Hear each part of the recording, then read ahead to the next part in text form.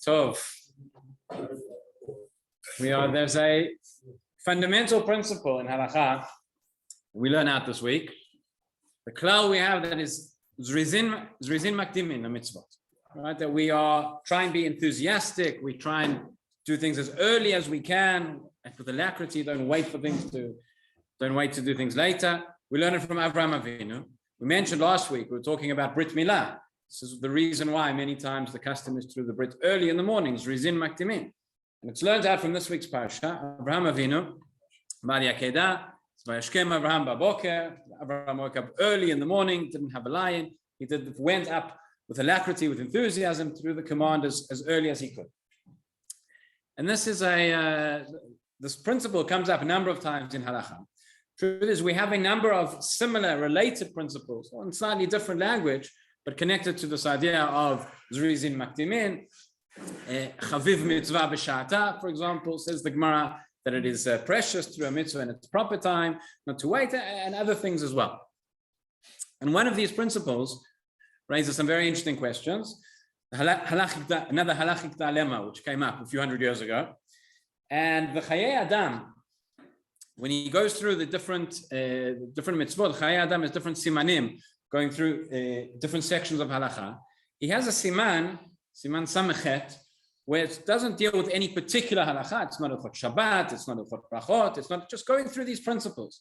Going through Zrizin Makdimin, Hidur mitzvah, Osek mitzvah, Chotzur mitzvah, a number of different principles. And one of them, in fact, the one which he opens up with, is related to Zrizin Makdimin, and it leads on from the following question.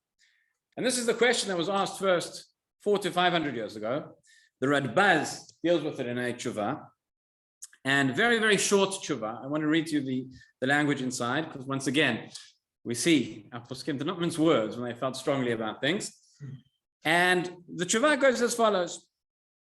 He's asked the question, Sheila, Reuven haya chavush bebeit asurim, v'lo haya yachol latzet litpalel b'asarav la'asot hamitzvot. So Reuven was in prison. This is going back 400 or 500 years ago. The conditions back then slightly different to what they are nowadays. And there was no opportunity inside the prison to do mitzvot. There was no shofar, there was no megillah, there was no minyan, right? And he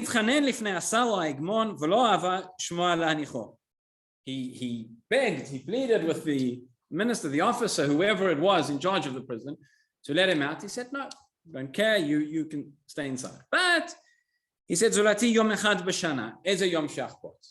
Said this, the officer, one day a year you can go out You can go, you can do whatever mitzvot you want, and then come back. So which day are you going to pick? Which is the day? So he says, so the Radbaz says, I'm not the first one who was asked this question. There were others who asked the question before me, and they said they had different suggestions. There was a suggestion that's been made, perhaps Yom Kippur. They then go at Yom Kippur, the holiest day of the year. He can go, he can fast. Right? So Karet, Chamesh Nuyim. That was one. Second suggestion which was made, might be surprising, was Purim. Right? Yom Kippur, Yom Kippurim. He says Purim. You have the Megillah, you have Pirsum Manes. Maybe that's the day that you should go.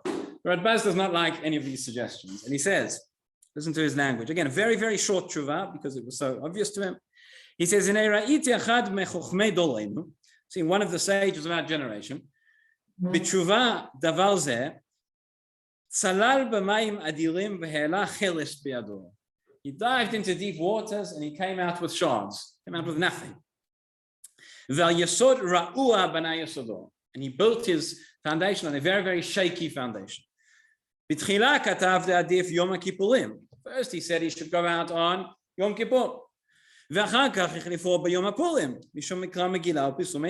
said, no, not Yom Kippur, actually Purim, because of Mikra Megillah, because of, as we said, Pirsum Manes. You should have 10 people for Pirsum Manes to publicize it. You know, it's like a pattern here in the Sharia, right? He said, don't listen, don't follow this, don't follow these instructions. What is fitting to follow? This is the principle, very similar before we said Zrizin Makdimin, that we don't pass up the opportunity that we have for a mitzvah. And nobody will argue with this. You know, obviously someone's going to argue, but he says no one's going to argue.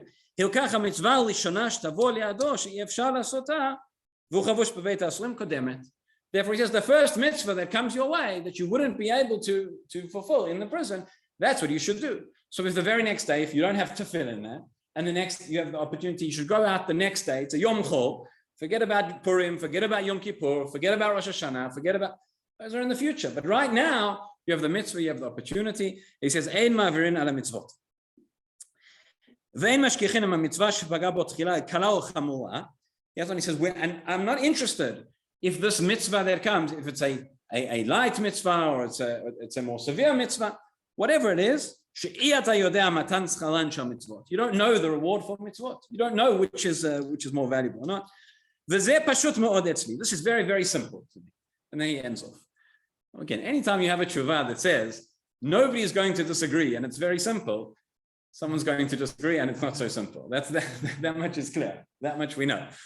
But essentially, the Radbaz bases his answer over here on two principles. Principle number one, we've said, Ein ma'avirin ala mitzvot, that you don't pass over the mitzvot, similar to Zritin. Principle number two, he says, Ein ata yodea matan scharan shel mitzvot. You don't know the reward of mitzvot, like we have the Mishnah, Birkei Avot, tells us be careful with a mitzvah kala, just like a mitzvah chamura. You don't know, all the mitzvot are important. So therefore, whichever one comes to you first, that is the one that you should do. This principle of Ein ma'avirin ala mitzvot, it's learned out. The Psukim, the Gemara tells us, the Psukim talking about Pesach, right? Talking about the mitzvah of matzot. It says, Ushmartem et ha-matzot, you will guard the matzot so they won't become chametz. And in the Gemara, Chazal tell us, Shmartem et ha-matzot, don't read it matzot, read it mitzvot, it's the same letters. You should guard the mitzvot, mitzvah sheba liyadcha al tachmitzena. Don't waste it, don't lose the opportunity. You have the mitzvah now, ein ma'avirin ala mitzvah. And again, we find this klal, we find this principle, a number of different areas, number of different ways that it finds expression in halakha. It can be when we have two mitzvot, right? When we take the one which comes first. It can be when we have one mitzvah that could take place in two different places. Right? The Gemara talks about different aspects of the avodah and the Beit HaMikdash. This comes up very often. Ein ma'avirin ala mitzvot. Also, you have two different times when you could fulfill a mitzvah. You do it the first one. The most common expression of this, which we're all familiar with, not the most, but one of the common expressions, which comes up every week, right? On Friday night, you have the two chalot. And which challah do you take from first? So you take from the one that is nearest to you. Problem we have is that the Ramah writes that on Friday night you should take from the bottom challah. Because of why? Because of Kabbalistic reasons. So that's why the Taz says that you have the two chalot. You're going to take from the bottom one first. What about ein mavirin ala mitzvot? So you hold the bottom one a little bit closer to you, so therefore you're not passing over. That's one of the that's what the Taz writes. That's a suggestion. But going back to our case. So like I said, the Rabbis thought it was obvious that here ein mavirin ala mitzvot takes place. Nobody will argue. We fast forward 200 years and we get to the Chacham Tzvi who argued. And he says, we have a Gemara in Menachot. And the Gemara says the following thing. He says, if you have, in the time of the Beit HaMikdash, let's say they ran out of sheep for the Korbanot. We know this happened, Yud Zayin B'Tammuz, eventually they had to stop bringing the offerings. But if they ran out of sheep, let's say when they have the last sheep or two, and now you have the option, you have a Korban Tamid, which you have to bring twice every day. And you have the Korban Musaf, which you have to bring as well. Not every day, but on Shabbat, Rosh Chodesh, whatever it is.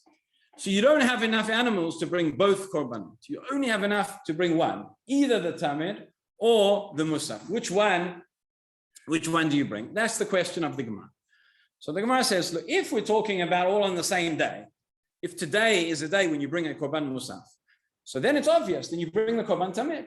Because tadir v'sheinot tadir, you have a mitzvah which is more frequent, comes before, what? You mean the Musaf and the Talmud. You have two.